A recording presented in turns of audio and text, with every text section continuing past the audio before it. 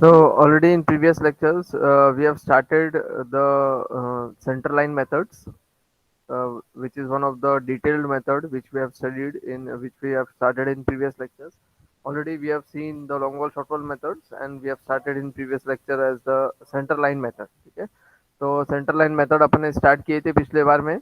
So we have used the formula for finding out the total length of any item of work. ठीक है ना, जो भी item of work आप calculate करना चाहते हैं, तो we can find out the total length by center line methods. ठीक है, so what is that length formula to find out for the item of works? So L is equals to total center to center length. I have written here at the top. So L is equals to total center to center length minus 1 by 2 number of T junctions into width of section. So with the help of this center line method, or with the help of this formula, we have to find out the length, and depending upon the length we can find out the quantities of different item of works. जो भी quantity जो थी उसकी metre cube में we can find out the different quantities. ठीक है, so here, in the same case, we are having this small figure is there. Again, a different dimensional figure is there. Kitchen, bedroom, and living room is there. Again, the section it has been given, and we have drawn a center line plan. The dimensions I have not written here. We have to find out the dimensions for the center line plan. So first, we will find out the center line plan का dimensions जो रहेंगे. So we will find out the dimensions. We will divide this figure into long wall and short wall. मतलब ये simplifications के लिए we have divided. Long wall short wall में divide कर दो, उसके बाद फिर टोटल लेंथ निकालो, and we are using finally the centre line method. ठीक है, सेंटर लाइन मेथड ये डिवाइड क्यों करना है कि इसमें मतलब कौन से लेंथ की कितने वॉल्स है, तो इसका स्पेसिफाइड होना है, इसलिए we have given the numbers as L1 L2 S1 S2, ऐसा अपन ने नंबर्स नाम दिए इसको. ठीक है, these are only the names given to this. So find out the total length for this. First of all, what is the thickness of the wall? Thickness of wall क्या रहेगा बताओ? What is the thickness of wall given in the section? Yes. 150. Thickness of wall. 300 mm. 300 mm. 300 mm. 300 mm. Yes. The thickness of wall is 300 mm. Yeah. The thickness of wall is 300 mm. So with help of this 300 mm thickness, which has been given here, statement ऊपर में देखेंगे 300 mm thick masonry wall is given. So with the help of this 300 mm wall, we have to first draw the center line plan. हर एक room का center to center distance find करना है आपको, and finally we have to find out the total center to center, पूरे figure का total center to center distance निकालना है, so that it can be used in this center line method. ये method में use करके अपने को quantity निकालना है बाय सेंटर लाइन मेथड. तो किचन रूम देखो, इंटरनल लेंथ साइड डायमेंशंस कितना है किचन का? 3 मीटर्स है. अब लेफ्ट साइड हाफ थिकनेस हो जाएगा वॉल, और राइट साइड हाफ थिकनेस हो जाएगा, ऐसा 0.15 लेफ्ट साइड, 0.15 राइट साइड. तो क्या बनेगा किचन रूम का? 3 प्लस 3.3. ठीक है, तो यहाँ पे मैंने लिखा नहीं हूँ, but this internal dimension is 3.3 for this kitchen room length side. वैसे बेडरूम का देखो 3.2 इंटरनल डायमेंशन से, plus 0.15 left side, plus 0.15 right side, तो कितना हो जाएगा? 3.5. तो 3.5 प्लस 3.3 कितना होगा? L1 का डिस्टेंस टोटल L1 बताओ कितना आएगा? यस, L1 का डिस्टेंस बताओ. What will be the distance of L1? कितना आएगा L1? 6.8. यस, L1 मैं ऊपर लिख रहा हूँ, देखो यहाँ पे टॉप 6.8. 6.8 बराबर है L1 6.8. Yes, sir. Okay. So L1 is 6.8. L1 कितना है? It is having a value of 6.8. Sorry. L1 is 6.8. Whereas what is L2? L2 भी अपने पास है नीचे में. नीचे L2 कितना रहेगा बताओ?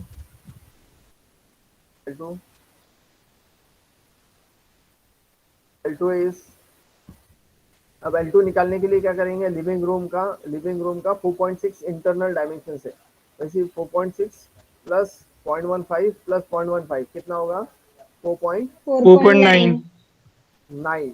तो नीचे का L2 वाला डायमेंशन अपन ये जो फिगर में जो मैंने नोटेशंस दिया वो निकाल रहे हैं आप. ठीक है, तो सिंप्लीफिकेशंस के लिए we have divided this figure into मतलब का नंबर्स दे दिया अपन ने L1 और L2, so that it can easily be calculated. ठीक है ना, तो L1 आ गया 6.8, L2 आ गया 4.9.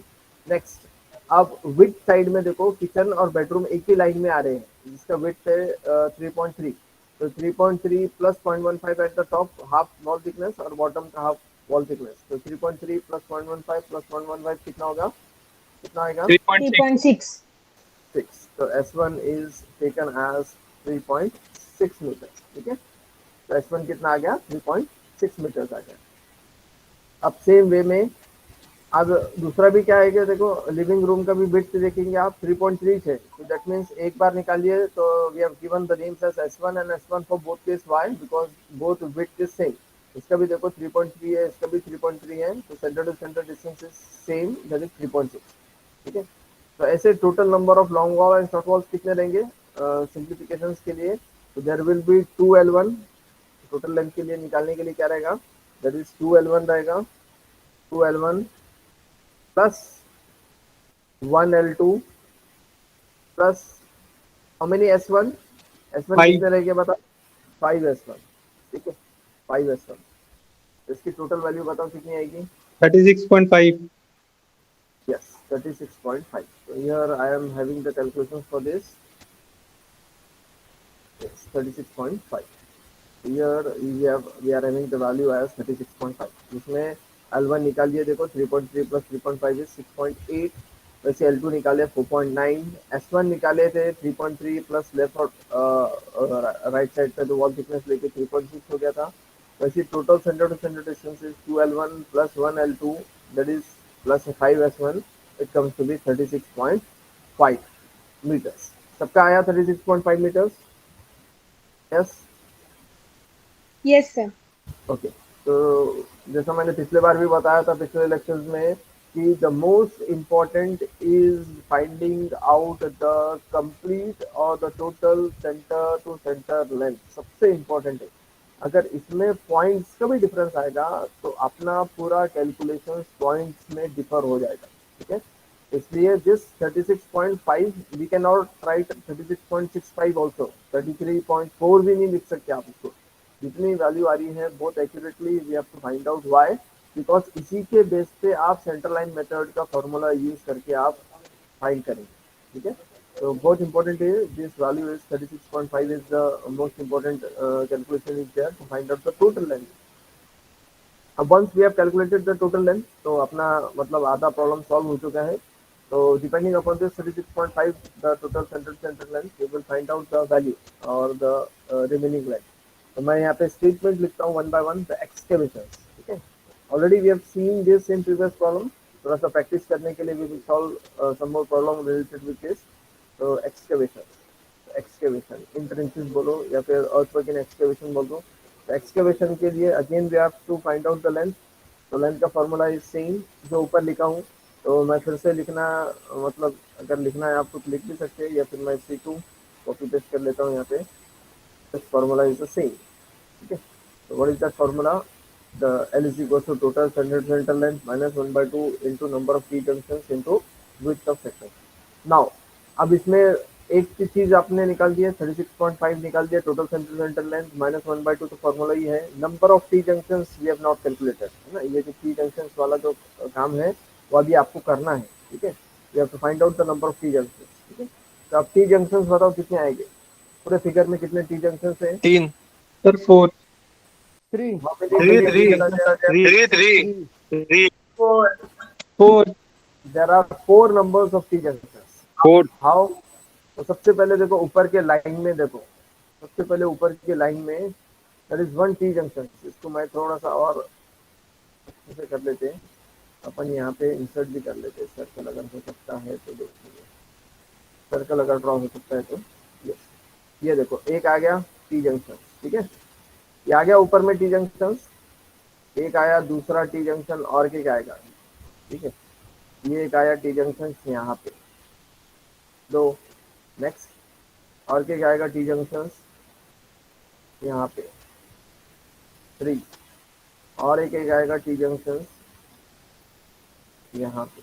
ठीक है, तो these are the 4 T junction जिससे हम अपन ने हाईलाइट किए थे. तो these are the 4 T junction. ठीक है, ये 4 टी जंक्शन है आपके पास.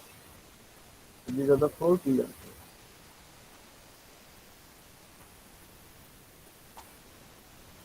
Is that clear? Is that clear to everyone how many T junctions are there? तो there are 4 T junction, Yes, sir. दिख रहा है 4 टी जंक्शन, मैंने हाईलाइट भी किया इसको। एक यहाँ पे है ये टी जंक्शन, ये भी टी जंक्शन है लेफ्ट साइड में, और जहाँ पे वॉल किचन बेडरूम और ये लिविंग रूम की जहाँ पे वॉल्स इंटरमीडिएट जो वॉल्स मिल रही है वहाँ पे भी टी जंक्शन है। तो यहाँ पे एक हो गया और यहाँ पे एक कॉर्नर पे भी हो गया, वो भी टी बन रहा है, ठीक है ना, ये भी टी हो रहा है। तो in this way these are the 4 T junction. बहुत सिंपल फॉर्मूला है, बट एक भी कंटेंट अगर रॉन्ग हो जाएगा, जैसा मैंने अभी एक बताया कि अगर ये 36.5 अगर रॉन्ग हो गया तब भी आंसर रॉन्ग होगा। अगर किसी ने नंबर ऑफ टी जंक्शन किसी ने 5 लिख दिया या फिर किसी ने 3 लिखा तब भी रॉन्ग हो गया। मतलब काम आसान है, मगर उसमें कैसा है कि we have to feed the data very accurately. जितना एक्यूरेटली आप काम करेंगे उसमें उतना जल्दी आपका वैल्यूज आएगी, ठीक है। तो number of T junction are 4। बाकी एल है, देखें टैली करके देख सकते हैं, कॉर्नर एल आ गया, एल आ गया, एल आ गया, नीचे में भी देखेंगे एल हो गया, यहाँ पे भी एल हो गया। तो remaining are L junction, but ये formula it has been based on the T junction, ठीक है। तो मैं फिर से यहाँ पे लिखता हूँ एल इज इक्वल टू, वही फॉर्मूला यूज कर रहे हैं अपन। अब लिखेंगे आप total centre centre length is 36.5, ठीक है। 36.5 minus 1 divided by 2 multiplied by total numbers of T junction अभी निकाले आपने 4, मल्टीप्लाइड की साइन आएगी, multiplied by what is width of section 0.9 metre. 0.9. इसका आप कैलकुलेशंस कर रहे हैं उसका विड्थ। तो अभी एक्सकवेशन का कैलकुलेशन हो रहा है, इसका 0.9 कितना आएगा टोटल 34.7. 34.7 मीटर, ठीक है। तो सबका करेक्ट आया 34.7, यस 34.7, 34.7 आ गया टोटल लेंथ। तो अब मैं 34.7 लेंथ के कॉलम में लेंथ लिखूंगा, ठीक है। विड्थ के कॉलम में विड्थ लिखूंगा, विड्थ इज 0.9। अभी बोले ना width of section is 0.9, earthwork excavation is width. Sir हाँ बोलो। सर एक्सकवेशन कर रहे तो 1 मीटर आएगा ना? नहीं, जितना एक्सकवेशन उतना पीसीसी। देखो मैंने पिछले इसमें अज्यूम किए थे क्योंकि गिवन डाटा नहीं था, सर बट एक्सकवेशन कर रहे हैं 700 प्लस 100 प्लस 200। हाँ हाइट बोल रहे हैं आप ना। Yes sir. हाँ height is 1 metre, height is 1 metre, but width is 0.9। 0.9 yes sir. हाँ हाइट इज 1 मीटर। क्वांटिटी कितना आएगा बताओ 31.23. 31.23। It has been measured in cubic meters। क्या में Cubic measure होता है? meter. क्यूबिक मीटर, ठीक है। मैंने यहाँ पे लिख दी थी आगे में cubic metre. Actually cubic metre इसी के बाजू में लिखना है आपको, ठीक है। You have to write down in front of this 31.23 के बाजू में लिखना है आपको क्यूबिक मीटर, ठीक है। सबका आया क्यूबिक मीटर्स, यस Yes, सबका, sir. Yes. Next is PCC, PCC again PCC निकालें, ठीक है। अब पीसीसी के लिए भी सेम चीज रहेगी, विड्थ भी सब चीज सेम, सिर्फ height of PCC will be varying, ठीक है। तो मैं अब फिर से फॉर्मूला अब नहीं लिखता हूँ क्योंकि ऑलरेडी मैंने ऊपर भी लिखा हूँ रेड में और यहाँ पे भी लिखा हूँ। Directly we will find out by formula L is equal to, वो फॉर्मूला था 36.5 टोटल लेंथ माइनस 1/2, डायरेक्ट मैं लिख रहा हूँ विदाउट मतलब ये, और 4 टी जंक्शन भी है मेरे पास, और विड्थ ऑफ पीसीसी इज 0.9, तो सेम लेंथ आएगा 34.7, ठीक है। 34.7 इज द सेम लेंथ। ऐसे कितने नंबर्स हैं? तो एक ही नंबर का लेंथ है मेरे पास 34.7 है, जिसका 34.7 इसकी लेंथ है, तो 34.7 आ गया इसका। Next what is width? Width is same, जितना एक्सकवेशन होगा उतना विड्थ होगा। What about height of PCC? 0.2. Height of PCC is yes 0.2. 0.2, height of PCC is 0.2। सबका आया 0.2 है बराबर, ठीक है। तो कितना आएगा बताओ 6.246. Yes 6.246। Again it has been measured in cubic metre. तो ये क्यूबिक मीटर सब नीचे तक मैंने पेस्ट कर दिया, cubic metre. Next third serial number, बहुत आसानी से काम हो रहा है, ठीक है। सेंट्रल लाइन मेथड में बहुत सिंपल वे में we are finding out the values. Only 3 things, the data required to feed in this formula is properly calculated, ठीक है ना। जो भी चीज़ लगी है फॉर्मूले में फीड करने के लिए थोड़ा सा एक्यूरेटली आप कैलकुलेट करो, प्रिसाइजली एक्यूरेटली कैलकुलेट करो और उसको फीड करो। ठीक है ना, तो दैट उसके मतलब फॉर्मूला जितना आसान दिखता है उतना रॉन्ग भी हो जाता है। ठीक है, यूसीआर, अब यूसीआर में भी अब लेंगे आप first step. First step again, first step का लेंथ निकालो, वही फॉर्मूला यूज होगा लेंथ के लिए, total length centre length minus 1/2। अब डायरेक्टली 36.5 एक बार निकाले थे, वही चीज बार बार रिपीट हो रही है, माइनस 1/2 अगेन मल्टीप्लाइड बाय 4 भी रिपीट होगा। What about the width of section for first step UCR? Yes, 0.6. 0.6 कितना आएगा? लेंथ बताओ। 35.3. 35.3 meters। So again 1, again 35.3 point. What is width of first step UCR? 0.6. 0.6. What is height of first step UCR? 0.7. 0.7 कितना आएगा? 14.826. 14.826। ठीक है, कितना आएगा? 14.826, correct. अब इसको मैं सेकेंड स्टेप लिखूंगा। ठीक है, सेकेंड स्टेप यूसीआर, यूसीआर का ही सेकेंड स्टेप। हाँ, तो यहाँ पे लिख भी सकते हैं आप यूसीआर सेकेंड स्टेप। तो इसमें भी again the length formula is use, again which is 36.5 minus 1/2 multiplied by number of T junctions and width of section. What is width of section for second step? 0.5. 0.5. 5 कितना आएगा? 35.5. Multiplied to 7। ठीक है, 35.5 बराबर है 5. 35.5। Yes, 35.5 1, next is 35.5, next is what is width? अभी लिखे थे आपने 0.5। What is height? Height second step क्या है? 0.9. 0.9. यस, 0.1 बिलो जीएल है और अबव जीएल है 0.8।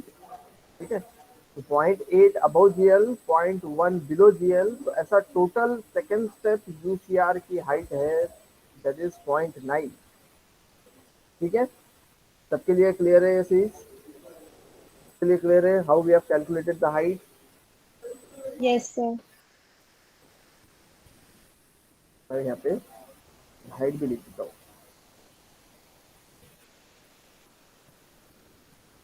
How we have calculated height? ठीक है, तो 0.1 बिलो जीएल है प्लस 0.8 above GL है, तो ऐसा we are having the height as 0.9। ठीक है, हाइट इज 0.9। ठीक है, एक स्टेप अपन मतलब स्पेसिफाई कर रहे हैं। ठीक है, कितना आएगा? 15.975. यस, 15.975। यहाँ पे अपने पास कंप्लीट हो गया। अब कल जो चीज़ नहीं किए थे, आज इंपॉर्टेंट प्रॉब्लम था मेरे लिए, जो था आपके लिए, सबके लिए, मतलब ये है कि we have not calculated the quantity of DPC. ठीक है, so in today's lectures we will find out the quantity of DPC। ठीक है, तो आज के लिए जो था इम्पोर्टेंट वो डीपीसी का, तो मैं यहाँ पे लिखता हूँ DPC, quantity of DPC. Again the same thing, length to be find out of DPC, length निकालो डीपीसी का, वही फॉर्मूला यूज करो, टोटल सेंटर लेंथ माइनस 1/2, वो पूरा complete formula. 36.5 minus 1/2 multiplied by 4 number of joints are there, T junctions are there. What is width of TCC, DPC? बताओ। 0.5.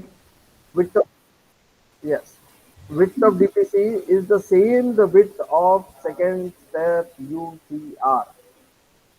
Again I am repeating, the width of DPC is same the width of second step UCR। ठीक है, यूसीआर की जितना यूसीआर है उतना ही ऊपर में DPC आ रहा है, बाकी वहां पे लाइन कट हो रही है, देखो दिख रही है लाइन कट होके। अब बचा हुआ बन रहा है मोजाइक टाइल फ्लोरिंग, बची हुई चीज बन रही है मोजाइक टाइल फ्लोरिंग। कितना आएगा बताओ फिर, कितना आएगा बताओ? 35.5. हाँ, अभी निकाले थे वो तो 35.5। Yes, correct. One number is there. What is length? तो 35.5 is there. What is width of DPC? 0.5. Yes. What is height of DPC? Nil. Nil. Yes. Why nil? Why nil?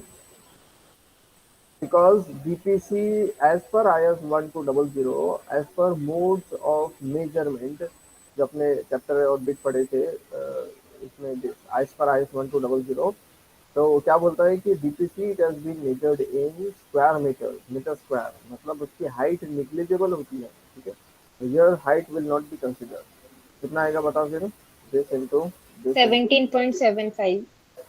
17.75 अब यहाँ पे मेरे पास अब मैं नहीं लिखूंगा अब लिखूंगा यहाँ पे square metre SQM square metre SQM 17.75 ठीक है अब एक चीज और रहती है डीपीसी में क्या रहती है बताओ यस Deduction. डिडक्शन कहाँ पे डिडक्शन होता है Door का. Yes deduction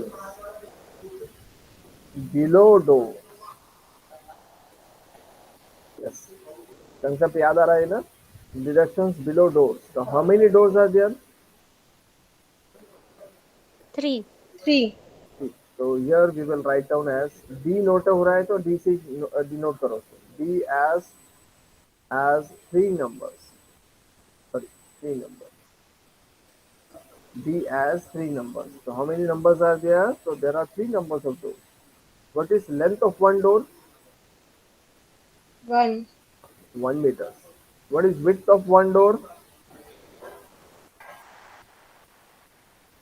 yes 0.5. 0.5 जिसका आप काम कर रहे हैं उसी का width लेंगे आप ठीक है कितना आएगा what is height will not be taken Nil. कितना आएगा 1.5. 1.5 ठीक है again it is measured in square metre तो आप यहाँ पे स्टेटमेंट लिखेंगे final quantity of DPC after deduction लिखो या फिर यही स्टेटमेंट काफी हो गया फाइनल क्वांटिटी वर्ड लिख दिया मतलब फाइनल हो ठीक है final quantity will be written here that is this quantity minus this quantity will be the final quantity as 16.25 ठीक है समझ में आया सबको 16.25 yes yes Yes, sir. Yes, sir.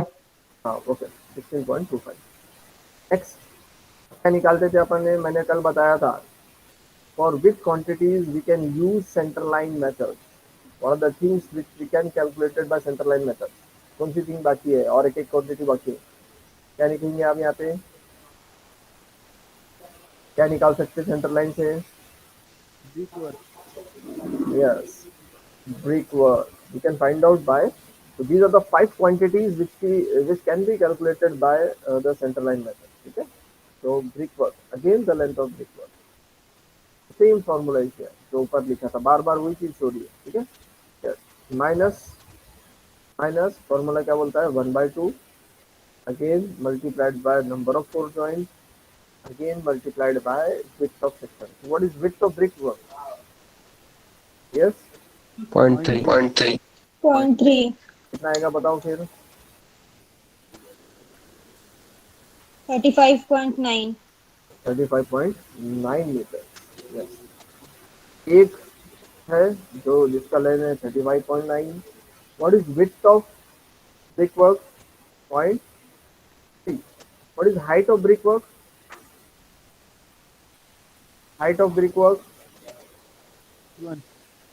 3.1 कितना आएगा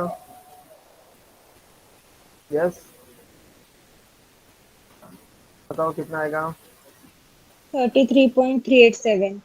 33.387 again it has been measured in cubic meters sir brick work में अपन जो जहाँ पे एल बन रहा है वहाँ को उसको कंसिडर नहीं करेंगे क्या एल बन रहा है मतलब सर कॉर्नर पे जैसे प्लान के कॉर्नर पे बन रहा है ना ये। हाँ ब्रिक वर्क तो पूरी क्वांटिटीज आएंगी ठीक है मतलब ये फॉर्मूला सिर्फ टी जंक्शन पे यूज हो रहा है but brick work will be carried out in all faces मतलब सब तरफ ब्रिक वर्क होगा सिर्फ जो फॉर्मूला यूज हो रहा है ऐसा नहीं है कि सिर्फ टी जंक्शन में ब्रिक वर्क होगा बाकी नहीं होगा मतलब brick work will be carried out in this quantity ये जो है ना 33.387 मतलब ये सारे क्वांटिटीज जो दिख रहा है जो रूम दिख रहा है यहाँ पे है ना किचन के जो चारों वॉल से बेडरूम के चारों वॉल से लिविंग रूम के चारों वॉल से वो वॉल्स 3.1 के हाइट तक, तो वो सब क्वांटिटीज निकाले, कितना आया है वो 33.387 बिफोर डिडक्शन। अभी डिडक्शन नहीं हुआ है, बिफोर डिडक्शन से क्वांटिटी आई है। आप ये ऐसा अज्यूम मत करो कि ये टी ले रहे हैं तो अपन टी जॉइंट्स पे अपना ब्रेक वर्क कर रहा है, ऐसा नहीं है। ये फॉर्मूला उन्होंने ऐसा फ्रेम किया है कि बाय कंसिडरिंग टी जंक्शंस पूरा कैलकुलेशन हो सकता है अपना, मतलब पूरी क्वांटिटीज निकल सकती है। ठीक है, इज तो दैट सर इसमें टी क्लियर? जंक्शन को माइनस क्यों कर रहे हैं? अब उसने क्या किया, ये सारी चीजें अब थोड़ा सा आपने को डिटेल रिसर्च करना पड़ेगा। ये फॉर्मूला जो है वो जिसने भी डिराइव किया है, तो उससे अपने को रिसर्च वर्क करना पड़ेगा कि हाउ दिस माइनस साइन और हाउ दिस 1/2 और हाउ दिस टोटल लेंथ और विड्थ ऑफ सेक्शन, ये सारा जो चीजें ले रहा है वो, मतलब इसने कहाँ से लिया, कैसा प्रूव किया, how this 1/2 we have taken as, और how this number of T junction क्यों लिया, एल क्यों नहीं लिया, या फिर और कोई प्लस जंक्शन भी आ सकता था कहीं पे भी, है ना, प्लस मार्क वाले भी जंक्शन आते हैं, वो क्यों नहीं लिया। ये सारा जो है वो एक थोड़ा सा एक रिसर्च वर्क टाइप में आएगा, क्योंकि कैसा है कि ऑलरेडी ये फॉर्मूला किसी न किसी ने डिराइव किया है, some researchers have derive this formula. अपन कैसा है कि उसको यूज कर रहे हैं, बट उसको प्रूव करना थोड़ा सा डिफिकल्ट जाएगा कि how we can prove this formula. ये फॉर्मूला प्रूव करना बोले तो थोड़ा सा एक डिफिकल्ट टास्क है अपने लिए, ठीक है। थोड़ा सा बुक्स रेफर करना पड़ेगा, या फिर जिसने भी इन्वेंट किया था तो उसने कहाँ कौन से बेसिस पे कौन सा थ्योरीज इम्प्लीमेंट करके he has invented this formula, है ना। तो ये थोड़ा सा एक वो है, ठीक है। बट ये है कि आप ये चीज़ एक एज्यूम कर सकते हैं कि जिसने भी ये फार्मूला इन्वेंट किया था और जिसने भी मतलब ये जो फार्मूला आया है, तो ये एक्यूरेट फार्मूला है। ये कैसा जज हो रहा है, ये जो क्वांटिटी है 33.387, this quantity is same the quantity we can find out by Longwall Shortfall method। ये चीज मैंने कल भी रिपीट किया था कि जो आप ये क्वांटिटीज निकाल रहे हैं, वो क्वांटिटीज एक बार टैली करो लॉन्गवॉल शॉर्टफॉल से, और this values will be accurate. Points में भी डिफरेंस नहीं आएगा आपको, पॉइंट्स में भी डिफरेंस नहीं आएगा, these values will be same as the values we are calculating by Longwall shortfall। ठीक है, तो ये थोड़ा सा एक रिसर्च वर्क है कि how this formula it has been frame, ठीक है। बट ये आंसर्स करेक्ट है, ये मैं गारंटी दे रहा हूँ कि answers these are correct which we are using और by this formula and which we are calculating by long wall shortfall method. अगर अपने पास टाइम रहेगा तो we can have a plan in which both the formulas can be, है ना।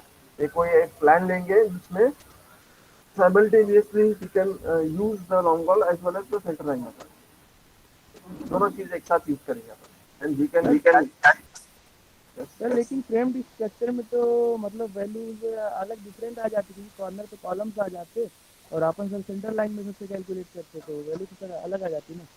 नहीं नहीं, अगर फ्रेम स्ट्रक्चर्स में भी रहेगा तब भी वहां पे टी जॉइंट अगर बनता है, फ्रेम स्ट्रक्चर है तब भी अगर वहां पे टी जॉइंट बनता है।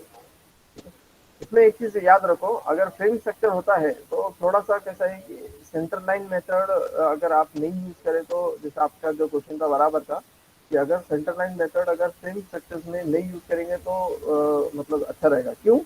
क्योंकि कैसा है कि जैसा मेरे पास यहाँ पे मैंने मार्क किया था ओवल शेप में, है ना, तो ये मैंने टी जंक्शन मार्क कर दिया, ठीक है। ऐसे यहाँ पे कॉलम्स हो गए, कॉलम स्पेस होगा, यहाँ पे भी एक कॉलम आएगा टी जंक्शन पे, यहाँ पे भी कॉलम आएगा, यहाँ पे भी, जहाँ जहाँ पे कॉर्नर से कॉर्नर पे भी कॉलम आएगा, मे भी दोनों रूम के बीच में भी कॉलम आ सकता है।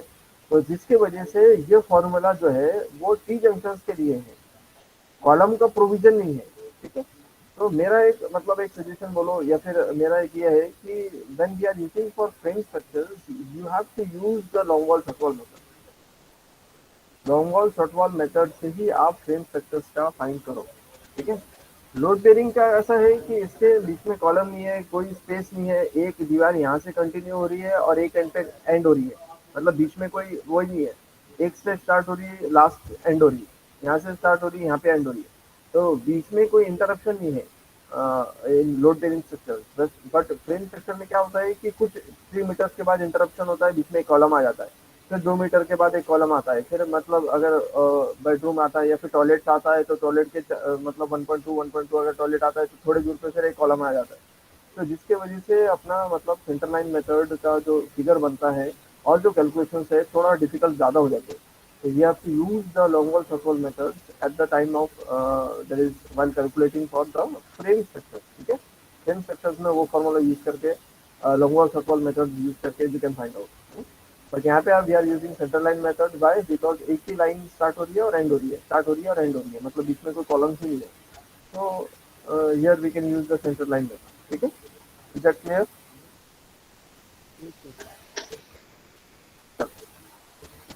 नेक्स्ट ये ब्रिक वर्क तो सिर्फ इसने निकाले थे, इसके अलावा कुछ रहेगा ब्रिक वर्क में और किसी को कुछ पूछना है? Yes. Next what are the directions for brick work? Brick work के क्या डायरेक्शंस रहेंगे बताओ? Yes, Windows or wall. Yes, doors and windows है ना. तो डिडक्शंस फॉर डोर. अब सिर्फ डोर्स ओपनिंग्स मतलब है ना, बाद में फिर लिंटल सज्जा अपन बाद में देखेंगे. ठीक है, only openings.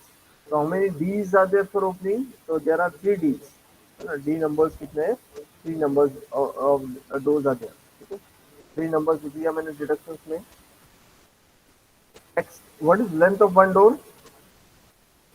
1 meters. What is width of door? Yes.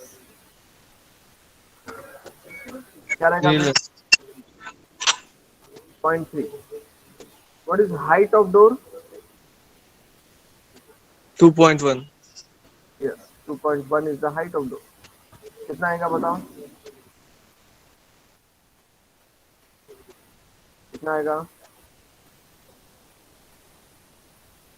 1.89. Next is same deductions for windows. Deductions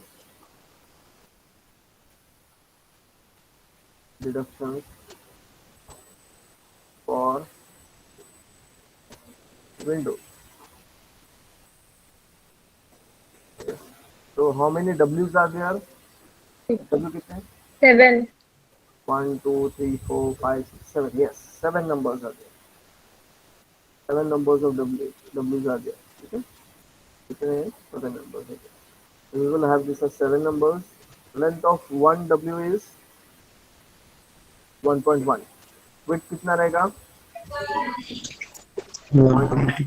Height 1.2. 1.3. 1.3 है. देखा यहाँ पे थोड़ा सा दिख रहा होगा यहाँ पे W is equal to 1.1 by 1.3. So 1.1 is the length and height is 1.3. कितना आएगा? 3.003. Yes, 3.03. These all are measured in cubic meters. Okay? 3.003.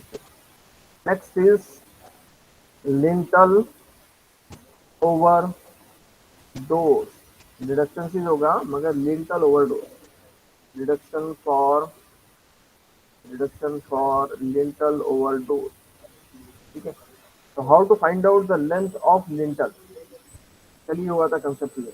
How to find out the length of lintel? Door के ऊपर कितना रहेगा? तो डोर का length कितना है? 1 मीटर. ठीक है. और what is the thickness of lintel? Thickness कितना है बताओ? लिंटल 0.15. 0.15 0.15.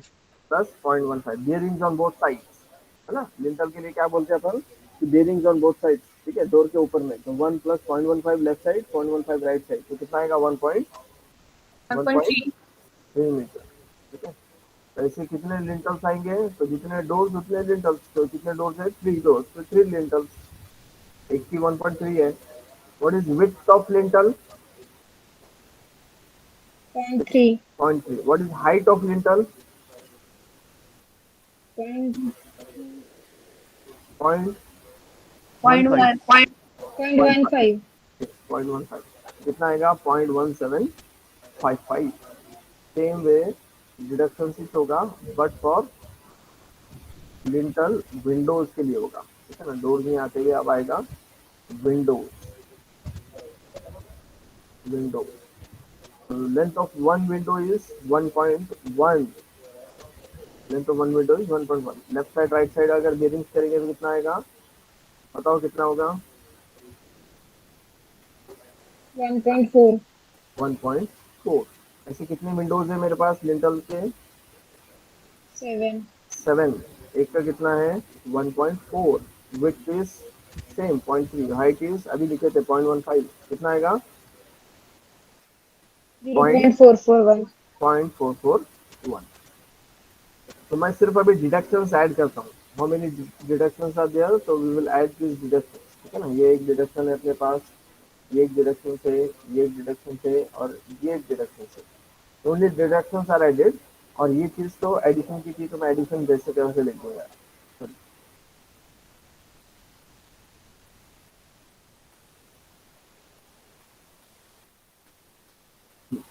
तो ये एडिशन कितना था अपने पास? ब्रिक वर्क का चलेगा। Deductions for doors in Windows, here, yes. So this is 33.3387 without deductions था, और अभी डिडक्शंस की वैल्यू कितनी आई? 5.5095, ठीक है। 5095 बराबर है, यस। तो इसका बताओ कितना आएगा आफ्टर डिडक्शंस? कितना आएगा after deductions? 27.87. Here after deductions is 27.87। तो कितना आ रहा था एडिशन किए थे ना अपन अभी?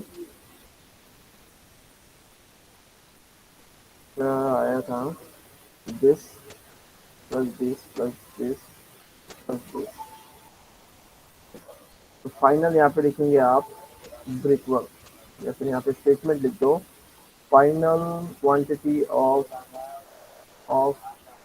Brick work, final quantity of brick work that is equals to this value minus this value is nothing but 27.8775, ठीक है, 8775।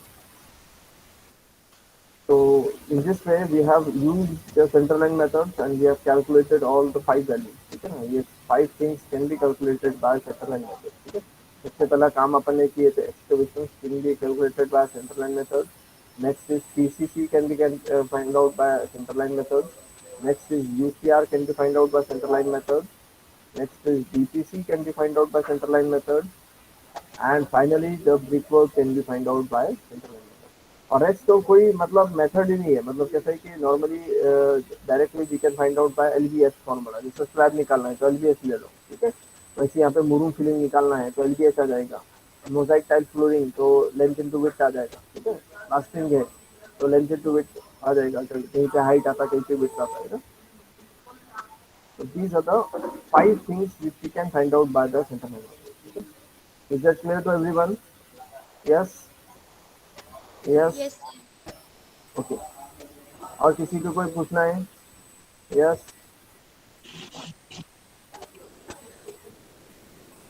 एनीवन? मयूर, कल्याणी, जय Kishan, Ishika, central line method समझ में आया सबको? Yes sir. तो यहाँ पे 2 प्रॉब्लम्स में अपना कंसेप्ट क्लियर हो गया है central line method. So here we will end this detailed estimate के जो दोनों methods से, here we will end this both methods, that is the longest circle method and the central line method, ठीक है ना। तो आज के केस में, आज के मतलब प्रॉब्लम में और आज के लेक्चर्स में we have seen both the मतलब यहाँ पे एंड हो जाएगा detail method, that is the central line method and the long wall circle method, ठीक है ना। तो long wall circle method already we have सीखन इन प्रीवियस लेक्चर्स में देखे थे अपन ने, और सेंट्रल लाइन मेथड अभी देख लिए थे, ठीक है। In this way we have covered all the things. अब next important is we are finding out the quantity of foundations. RCC में जो फाउंडेशन होता है वो मीटर क्यूब में कैसे निकालते हैं, we will find out that for frame structures, है ना। फ्रेम स्ट्रक्चर्स में नॉर्मली क्या है, ये ट्रेपेजॉइडल शेप में फुटिंग रहता है, तो we are finding out next lecture we will try to find out the quantity of trapezoidal footing and steel also, इसमें कितना स्टील रहता है, ठीक है। तो नेक्स्ट लेक्चर भी बहुत ज़्यादा इंपॉर्टेंट है। We are finding out the quantities, that is bar bending schedule, BBS. आपने ये टर्म मतलब साइट पे सुने होंगे, बीबीएस, ठीक है। बीबीएस की स्टील बनती है जिसमें we have to find out the quantity of steel required जैसा 10 mm है, नॉर्मली शूटिंग्स में 10 होता है, तो 10 mm के कितने लेंथ के कितने बार्स कैसे प्लेस होते, whether it is placed in X direction और whether it is placed in Y direction. ठीक है, तो ये सारी चीजें नेक्स्ट लेक्चर में we will see the how to find out the quantities of steel required. Steel required. Again, I am repeating as quantity of steel required. Okay. The next lecture is बहुत important है. We are finding out the quantity of steel required. That is the BBS, bar bending steel. So here we will end today's lectures. और किसी को कुछ पूछना है? Yes. तो attendance ले लेता हूँ मैं.